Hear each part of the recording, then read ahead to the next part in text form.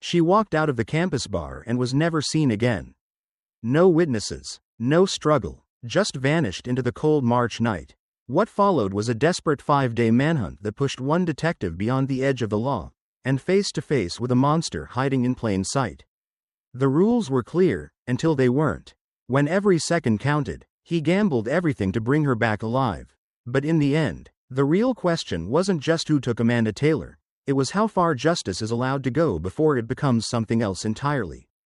March 3rd Road, 2021, Sacramento, California. Temperature, 47 degrees. Light fog. A normal Wednesday night, or so it seemed. Amanda Taylor, a 23-year-old nursing student at Sacramento State University, had just finished midterms. Bright, focused, and beloved by her classmates. She wasn't one to party often. But that night, her roommate convinced her to blow off some steam. Just a couple drinks at the Broken Lantern, a campus-adjacent dive bar with sticky floors and flickering neon. Security footage would later confirm she arrived at 9:13 p.m.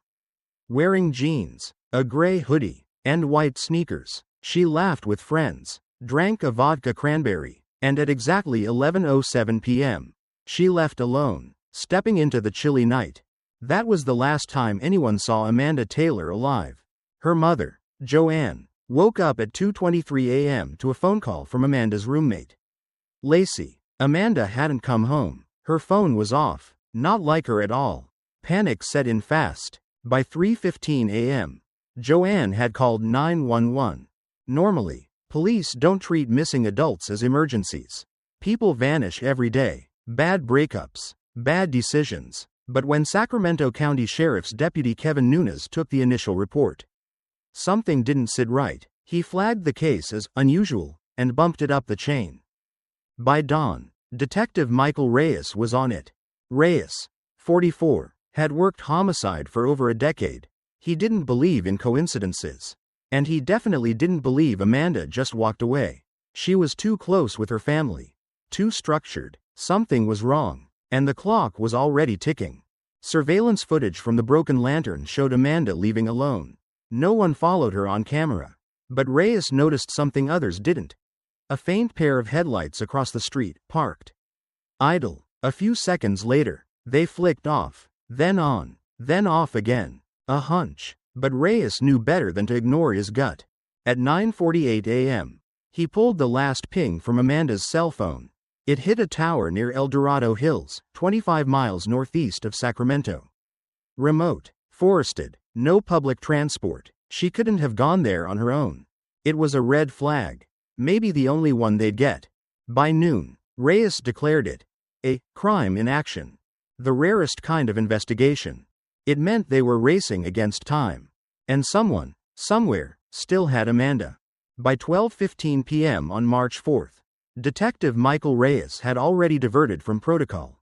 He called in a 3-man digital forensics unit from San Francisco without clearance from command. Their task? Extract real-time GPS data from Amanda's phone provider and trace her last app usage. If she had Ubered, messaged, or even opened Google Maps, they'd find it. At 1:42 p.m., they got a hit. At 11:19 p.m. the night before, just 12 minutes after leaving the bar, Amanda's phone opened Google Maps. The destination? Home. But she never made it there. Instead, the phone traveled northeast, then stopped moving at 12:06 a.m. near Salmon Falls Bridge, a desolate overpass above the American River. Miles from the nearest gas station. After that, no activity. Dead silence. Reyes stood over the map like a man possessed. The bridge wasn't a place you ended up by accident. It was dark, isolated, and if you took a wrong turn, you didn't turn back. Get boots out there. Drones. Dogs. I want that whole goddamn stretch of river searched before sundown. Reyes barked into the radio. He was already in his SUV, tires squealing as he pulled onto Highway 50. By 3:20 p.m., search and rescue teams began arriving at Salmon Falls Bridge. Helicopters hovered low. Officers scoured underbrush. Divers prepped for the icy water. Then came the call. Sir, we've got something. At 4:08 p.m., a CSU cadet found a scuffed white sneaker wedged between a rock and a slope near the river's edge.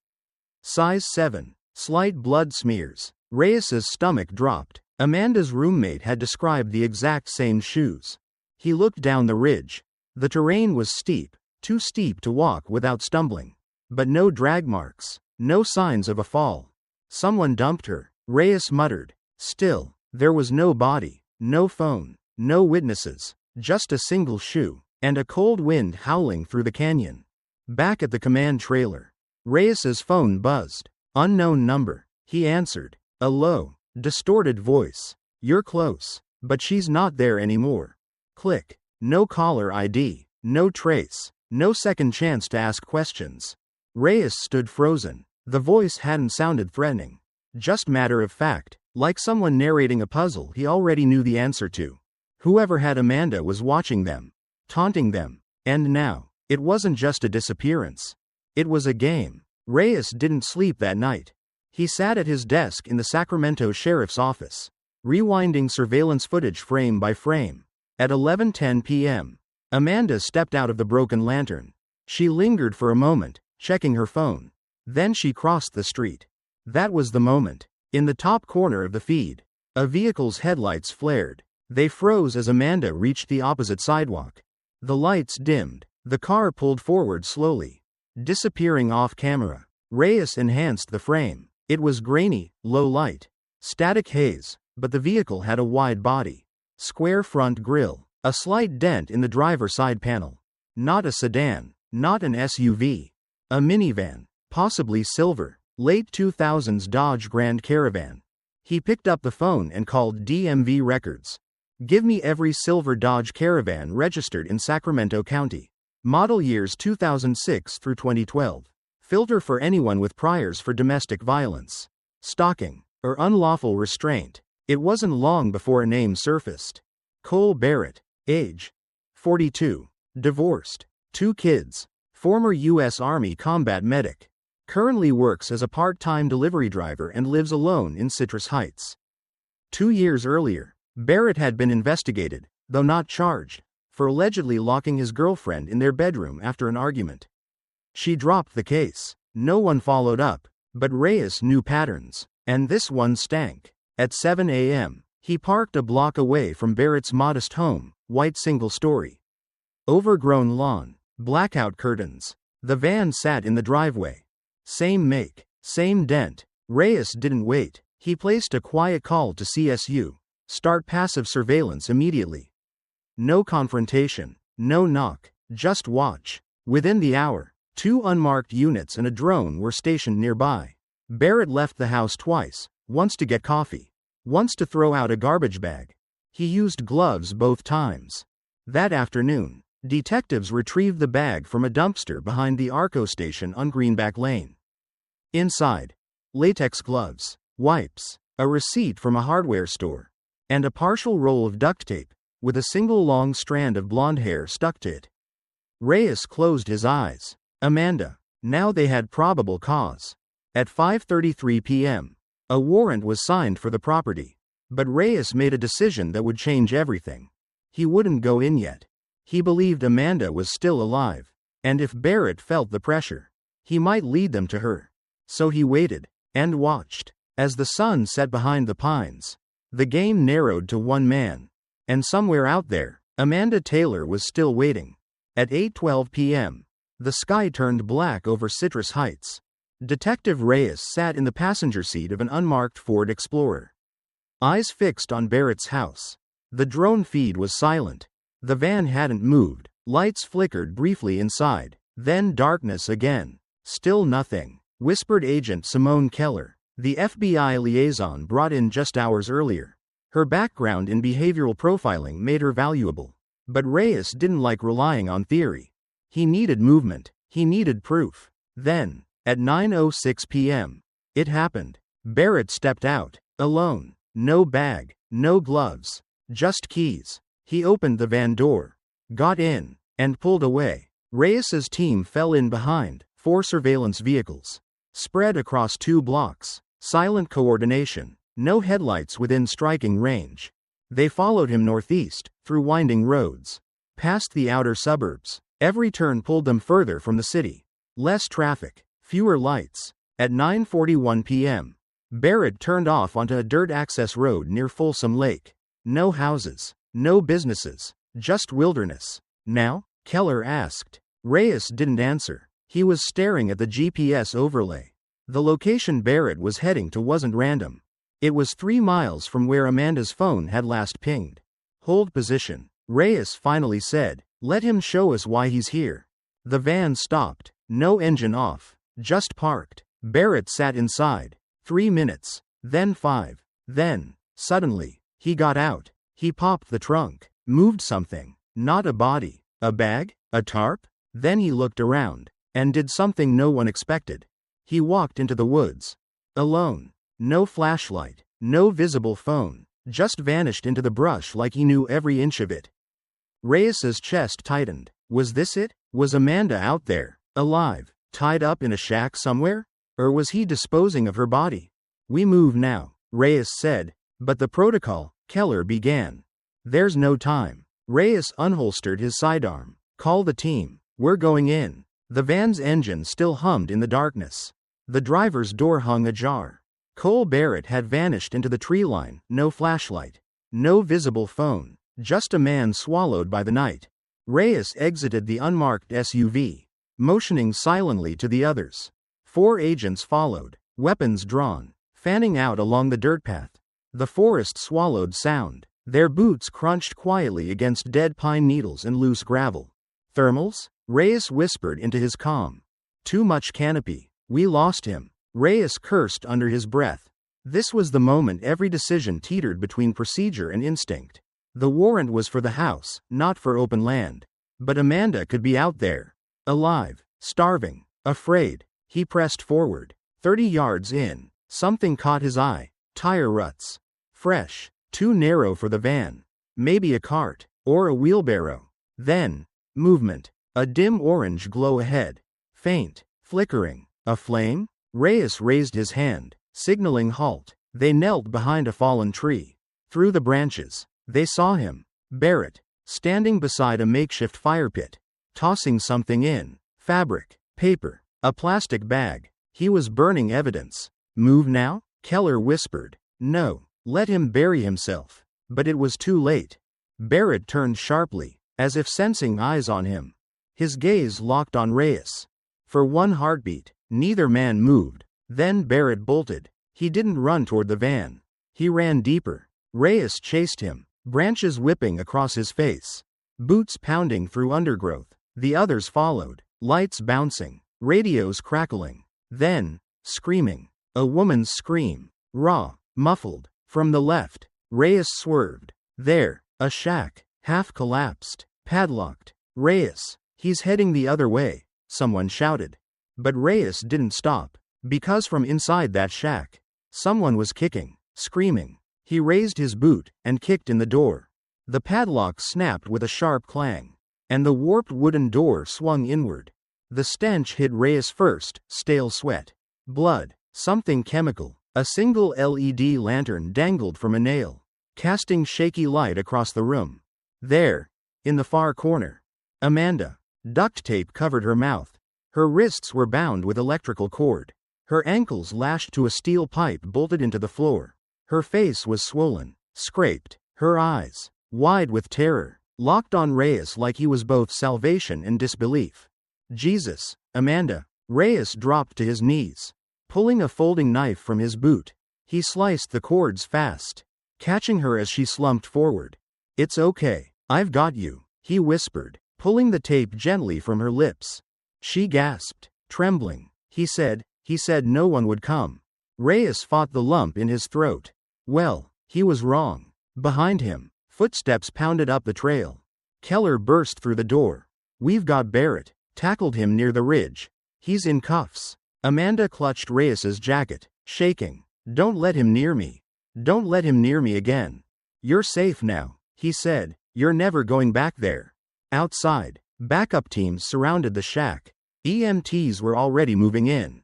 Amanda was rushed onto a stretcher, eyes never leaving Reyes until the medic doors slammed shut. Reyes stood in the clearing, watching the ambulance vanish down the road. He should have felt relief, victory. Instead, he turned to face Barrett, now kneeling in the mud, zip-tied, Grinning. You got her, Barrett said, but you don't know the half of it. Reyes leaned in, and Barrett whispered something that turned his blood to ice. She wasn't the first. March 5th, 7:32 a.m. Sacramento County Sheriff's Office. Interrogation Room 2. Cole Barrett sat cuffed to the steel table, staring at the one-way mirror. Calm. Almost too calm. A man who knew the room better than he should. Detective Reyes watched him from the hallway. Arms crossed. Jaw locked. He hasn't said a word since booking. Agent Keller said, but he hasn't asked for a lawyer either. That's the trap, Reyes muttered. He wants us to talk first. Inside, Barrett tilted his head toward the mirror. Smirked. Reyes pushed the door open. Morning, Cole, he said, pulling up a chair. Barrett leaned forward slightly. You found her. I did. A beat of silence. Alive? Barrett asked, tilting his head. Reyes didn't answer. Barrett smiled wider. Good. That's good. I was starting to worry. Reyes opened a folder. Let's talk about what happened. You took her, held her for 4 days. Why? Barrett shrugged. I liked her. You assaulted her, bound her, left her in a shack with no food or water. She's strong, he said. Tough girl, not like the others. Reyes's eyes narrowed. Others? Barrett didn't blink. You want a number, Mike, or names? Reyes said nothing. Barrett tapped the table. See, this is the part where I ask for a deal. But I'm not here for that. I want something different. What? I want you to listen. Reyes leaned forward. To what? To the truth. Barrett's smile vanished. The voice dropped. Sacramento isn't safe. You think I'm the only one out there? I've seen things. Detective, I've done things. But I'm not the worst. Not even close. Keller stepped into the room, dropping a sealed evidence bag on the table. Amanda's blood-stained hoodie. Enough games. You're looking at life in Pelican Bay. Minimum, she said. Barrett chuckled. Unless what? Reyes snapped. Barrett met his eyes, flat and cold. Unless you want to know where the other girl is. Reyes went still. Keller exchanged a glance with him. Lips tight. She stepped closer. What other girl, Cole? Barrett leaned back, the cuffs clinking softly. Her name was Tessa. Tessa Morgan, 19. Ran away from Reno last year. Pretty, naive. She trusted me. Reyes opened a new notepad. Where is she? I'll take you, Barrett said. Reyes didn't hide the surprise. You're offering to lead us there? Barrett nodded. But not here. Not like this. No handcuffs. No 5-man detail breathing down my neck. Keller cut in. We're not doing that. Barrett turned to her. Then she stays lost. Your call. Reyes stared at him. Is she alive? Barrett didn't answer. Instead, he whispered. She might be. For now. Keller pulled Reyes into the hallway, shutting the door behind them. He's manipulating you. I know. He's trying to recreate the Amanda situation. Set the stage. Control the scene. We can't let that happen. Reyes exhaled slowly. What if the girl is real? Then we follow protocol. Caution. Lawyer. No more cowboy moves. Reyes nodded, but something twisted in his gut. If he waited, if they followed procedure to the letter, another girl could die. At 9:43 a.m., Reyes made the call. One car. No lights. No cuffs. Just Reyes. And Barrett. Blank. Underscore. Blank. Barrett sat in the passenger seat of the Crown Vic. Hands in plain view. Reyes gripped the wheel. Tension burning down his neck.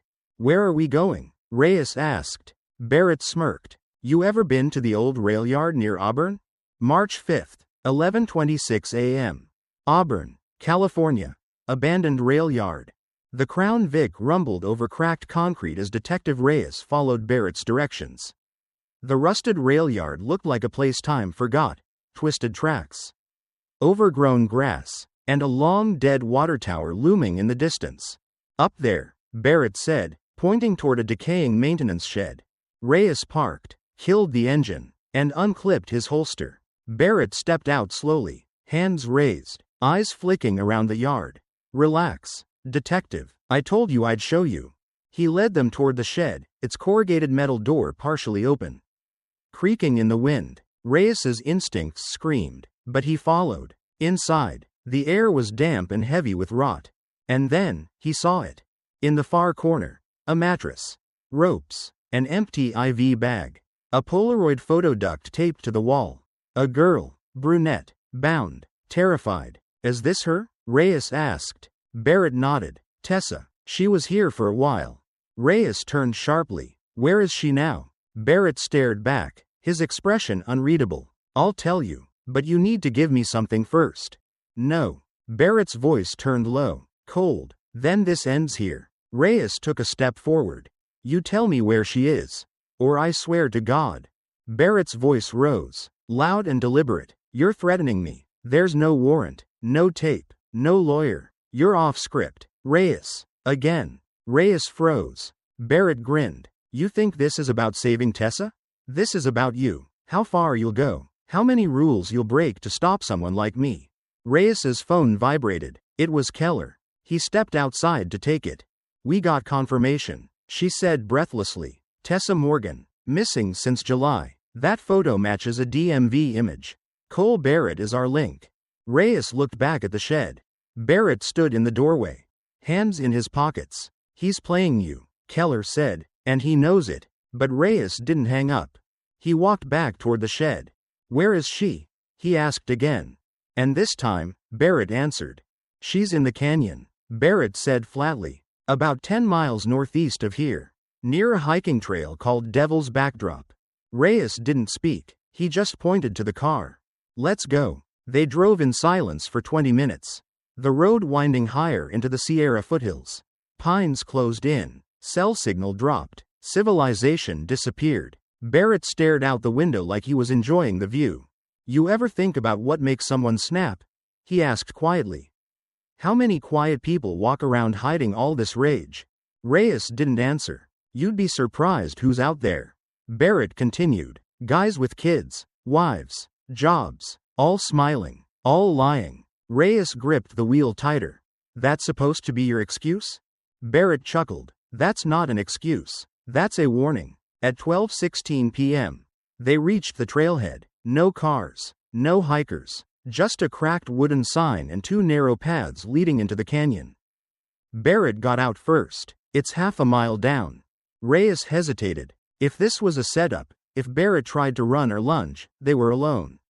No backup, no radio. But he followed. The trail twisted along a ridge. Rocks loose underfoot. Wind howled through the trees like a warning. Then Barrett stopped. There, he said, pointing down a slope, under the boulders. Reyes scrambled down, heart pounding. At the base of the rock face was a shallow pit, half covered with pine needles and loose stone. He pulled back the brush and froze. A body, wrapped in plastic, long brown hair, bare feet, not breathing. Reyes dropped to his knees, tore at the plastic, checked for a pulse. Nothing. Tessa Morgan was gone, murdered, buried, forgotten, until now. Barrett stood at the top of the slope, watching him. I gave you what you wanted. He called down. Now what are you going to give me? March 6, 9:02 a.m. Sacramento County Coroner's Office. The autopsy confirmed it.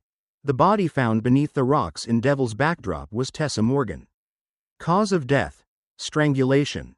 Time of death: likely 6 to 7 months earlier. There was no doubt. Cole Barrett had killed her. But there was also no video. No recording of his confession. No warrant for his second field trip. No legal representation present. And that was a problem. By 11 a.m., Reyes sat in a room full of brass: the district attorney, the sheriff, 2 FBI attorneys, and a risk assessment specialist flown in from D.C. The energy was tense, controlled, lethal. Detective Reyes, D.A. Alicia Newman said, her voice calm but clipped. Did you Mirandize Mr. Barrett before your second excursion? No. He had not invoked his right to counsel. Was he cuffed? No. Voluntarily cooperated. No threat. And you had no recording? Reyes hesitated. No body cam. Phone reception was out. I was prioritizing time-sensitive rescue. But there was no rescue. Newman snapped. Tessa Morgan was already dead. That turns your urgency into overreach. Reyes stared across the table. So what? He gets to walk. No, Newman replied. Not walk, but everything he told you after leaving the interview room? It's tainted. Keller spoke up. We have forensic evidence. The body, timeline, Known connection. That has to count. The DA shook her head. The defense will argue coercion. That Barrett was manipulated outside legal oversight. Worst case? We lose the entire case on a suppression motion. Reyes sat back, jaw clenched. He hadn't crossed the line. He'd obliterated it, and now, Tessa might not get justice. But Barrett had known exactly what he was doing. March 7, 10:45 a.m. Sacramento County Courthouse, pretrial hearing. The courtroom buzzed with tension. Barrett sat at the defense table in a navy jumpsuit, chained at the ankles, face emotionless. His new attorney, Vincent Morrow, was a veteran defense litigator known for shredding procedural violations. Across the aisle, Reyes sat with DA Alicia Newman, jaw tight, eyes fixed. Morrow stood. Your Honor, we move to suppress all statements made by my client between March 5 and March 6, including alleged verbal admissions and directions to the crime scene, on the grounds that they were obtained outside Miranda protections and without legal counsel present. Judge Pennington, a measured man in his 60s, looked to the prosecution. Response? Newman rose. Your Honor, while the defendant was not formally Mirandized during transport, he initiated the cooperation voluntarily. The discovery of Tessa Morgan's body is direct physical evidence, independent of any confession. Morrow shot back. But the location of that body was only known because my client spoke. No talk, no body. It's fruit of the poisonous tree. The judge frowned. And if the court rules that way, Morrow added, the only admissible evidence left in the Tessa Morgan case is a body with no fingerprint, no DNA, and no eyewitnesses. Newman's voice was steady. He led them there. Your Honor, but can you prove he did it without violating his rights? The judge asked. Silence. Finally, Pennington spoke. I will rule by Friday. Until then, all statements remain sealed. Detective Reyes, I strongly advise you to retain counsel. Barrett glanced back at Reyes with a faint grin. Game, set, match, blank, underscore, blank.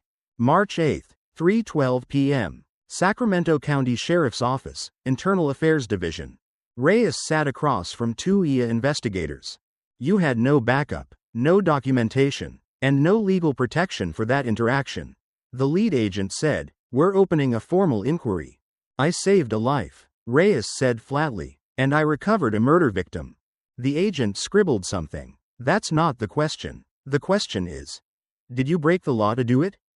March 9, 8:22 a.m. Sacramento County Jail, Interview Room B. Barrett requested the meeting. No lawyers, no cameras, just him and Reyes. Internal Affairs had warned Reyes not to engage. The DA advised against it. Keller flat out begged him not to go. But he went anyway. He walked into the room and closed the door. No recorder, no notes, just instinct. Barrett smiled. You came. Why now? Reyes asked. Barrett leaned forward, whispering like it was a secret between old friends. Because I want to make a deal. There's no deal. There as if someone's still breathing. Reyes froze. Barrett tapped the table. Third girl. She's alive, but she won't be for long. Reyes clenched his fists. Name. I give you that. You guarantee me transfer. No death penalty. No federal custody. I want a single bed cell. State facility. Minimum contact. You write it, or she dies. You're bluffing. Barrett stared into his eyes. I never bluff about the ones who scream. Reyes swallowed hard. He knew the DA wouldn't authorize a deal. Not with a suppressed confession and a PR nightmare circling overhead. But could they afford to wait? Could he? March 9, 3:18 p.m. Sacramento FBI Field Office. Keller paced the room. If you chase this without authorization, they'll bury you. Mike, she's still alive. You don't know that. I didn't know Amanda was alive either. I moved anyway. Keller's voice dropped. And now you're under review. Your badge is hanging by a thread. And your last recovered victim may be inadmissible in court. Reyes looked her dead in the eye. That girl doesn't care about courtroom admissibility. She cares if we show up. March 9, 10:04 p.m. East of Placerville, California. Sierra Pines Cabins, abandoned. The tip had been subtle. A single word Barrett mumbled before Reyes left the jail that afternoon. Pines. Reyes cross-referenced every property Barrett's former delivery routes had passed in the last 2 years. One location stood out: a foreclosed cluster of cabins in the forest near Placerville. No utilities, no caretaker, just mold and silence. Reyes didn't wait for backup. Didn't ask for a warrant. He grabbed a flashlight, a crowbar, and drove into the dark alone. By 10:47 p.m., he pulled off the cracked driveway and killed the engine.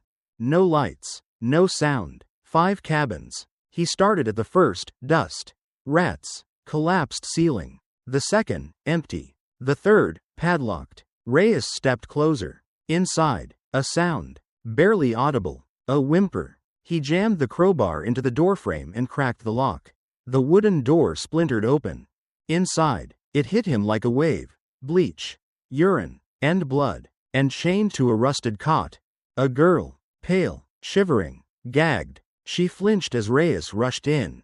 "It's okay," he whispered, dropping to his knees. "You're okay now." He cut the chain, unwrapped the gag. Her lips bled. Her wrists were raw. "What's your name?" She blinked slowly. Angela. Angela. Missing since February. No known connection to Barrett. No body ever found. Until now. He wrapped her in his jacket, carried her out, and called it in. Backup arrived 12 minutes later. Keller was first on scene. She saw Reyes holding the girl and didn't say a word. Just nodded. Blank. Blank. March 10th, 7:03 a.m., press conference. DA Alicia Newman stood before the cameras. "We confirm that a third victim, Angela Grayson, age 20, was recovered alive from an abandoned property east of Placerville. She is in stable condition and receiving medical care." Behind the curtain, Reyes watched. No credit, no badge. He wasn't suspended yet, but it was coming. Barrett had forced his hand again. But a girl was alive. And the game still wasn't over. Because that night, as Reyes sat alone in his apartment, his burner phone buzzed with a single text. No number, no name, just 6 words. "There's a fourth. You know where." March 11th, 6:47 a.m. Sacramento. Reyes apartment. Reyes stared at the text. "There's a fourth. You know where." No caller ID, no trail. But the style, it was Barrett's voice. That smug, surgical phrasing. Direct, mocking. But also, true. Because Reyes did know where. It wasn't a location. It was a memory. A single image from months earlier, an abandoned storage facility out by Ione. Halfway to the old training site Barrett once mentioned during an early interview, an army facility he'd referred to as home away from hell. He'd laughed when he said it. Reyes pulled the satellite image. One building stood out. Storage Unit 414. He called no one. No FBI. No DA. Not even Keller. This time, he wouldn't drag anyone else down. At 8:12 a.m., Reyes parked beside the rusting fence. The lock was cut easily. Inside, Unit 414 was dark and musty. Shelves lined the walls. A plastic tarp covered something at the back. He moved closer. A mannequin. No, not a mannequin. A figure. Female. Lifeless. But as Reyes stepped in, the trap snapped shut. The steel door slammed behind him.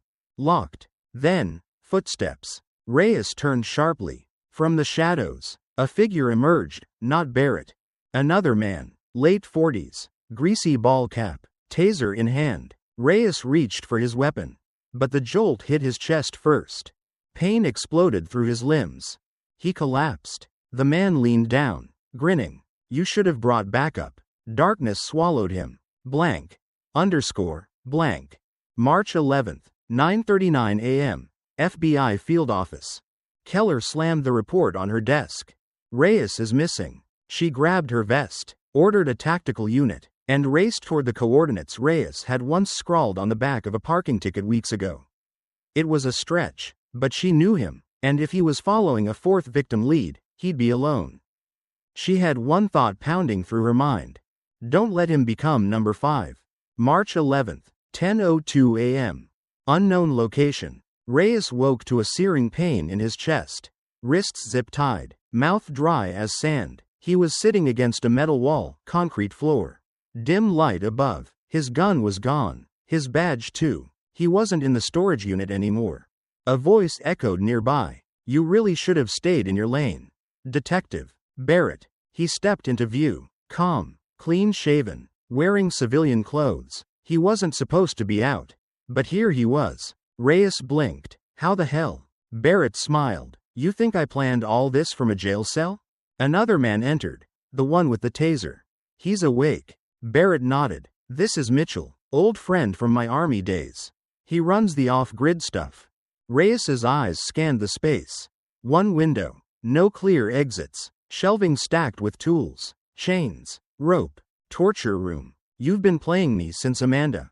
Reyes said hoarsely. Barrett crouched down. Amanda was a message. To you. I knew your type. Emotional. Moral. Reckless. You'd chase me into the dark. And when you did, I'd show you the bigger picture. Reyes stared at him, disgusted. You're a psychopath. No. Barrett whispered. I'm just one of many. You think I'm the villain? I'm the recruiter. Reyes went cold. What the hell are you talking about? There's a network. Detective. Not like movies. Real men. Ex-military. Hunters. Broken toys. We find each other. Share things. Trade victims. Sometimes we bury them. Sometimes we keep them. He leaned in. Breath hot and sour. You pulled back the curtain. Welcome to the real show. Blank. Underscore. Blank. March 11th. 10:42 a.m. Outside Ione. CA. Agent Keller's SUV tore across the gravel road. The signal they traced. Reyes's burner phone. Pinged once more inside a converted hunting cabin. Her team swarmed the structure. One agent kicked the door in. Gun raised. What they found inside stopped them cold. Blood, tools, photos, maps. And on the floor, Reyes. Barely breathing. Zip ties cut. Alive. Next to him. A journal. Bound in red leather. Barrett's name on the inside. And scrawled across the final page. There's one more. March 13th. 8:01 a.m. Sacramento County Jail. Max Security Wing. Barrett was back behind bars. Officially. The man who had helped him escape, Mitchell, was found dead in a drainage ditch. Single gunshot to the head. Likely Barrett's doing, tying off loose ends. The cabin had yielded more than just tools and trophies. It had maps of California, Nevada, and Arizona, all marked with dates and names. The case was now federal. Barrett wasn't talking, not to the FBI, not to the press, but he requested one final meeting with Reyes. And Reyes agreed. Blank. Underscore. Blank. March 13th, 8:46 a.m. Interview room A. They sat across from each other. A thick glass divider between them. Phones to their ears. Reyes looked older, eyes darker. Jaw clenched harder. Barrett, meanwhile, looked almost satisfied. I gave you the map, he said calmly. 17 locations, 9 confirmed victims. You still left one unmarked. Barrett smiled faintly. That one, you'll have to earn. Reyes leaned forward. Why? What's the endgame, Cole? Barrett's voice dropped. You, Michael. This was always about you. You think I care about prison? I live in darkness. I carry it. But you still think you're saving people. He pressed a finger against the glass. I wanted to see how far you'd go. And you went far. Broke rules. Crossed lines. Lied. Threatened. All for justice. Reyes's eyes narrowed. And I'd do it again. Barrett smiled wider. I know. He paused. She's buried in Carson City. Near the old fairgrounds. South fence line. No marker. You'll find her. Reyes didn't flinch. Why tell me? Because it's almost over. I don't get to win, but I get to haunt you. Barrett hung up. Blank. Underscore. Blank. March 14th. 6:15 a.m. Carson City, Nevada. They found her. Samantha Fields. Age 18. Missing since 2019. Final victim. Final grave. And maybe, final closure. Blank. Underscore. Blank. March 15th. Press conference. DA Alicia Newman faced the cameras. Thanks to the joint efforts of local and federal law enforcement, Cole Barrett has been formally charged with 11 counts of murder, 3 counts of aggravated kidnapping, and 2 counts of escape and conspiracy. Reporters shouted questions about Reyes, his conduct, his future. She didn't answer. Blank. Underscore. Blank. March 16th, Internal Affairs hearing. They gave him a choice: resign quietly, or be terminated. Reyes signed the papers without a word. April 1st, somewhere along the coast of California. Reyes stood at the edge of a cliff, staring at the Pacific, alone. He'd saved 3 lives, found 11 bodies, brought down a predator hiding in plain sight, and lost his badge in the process. But in the pocket of his worn leather jacket, folded into a small square, was Barrett's final map, with only one word written in red ink across the bottom: next.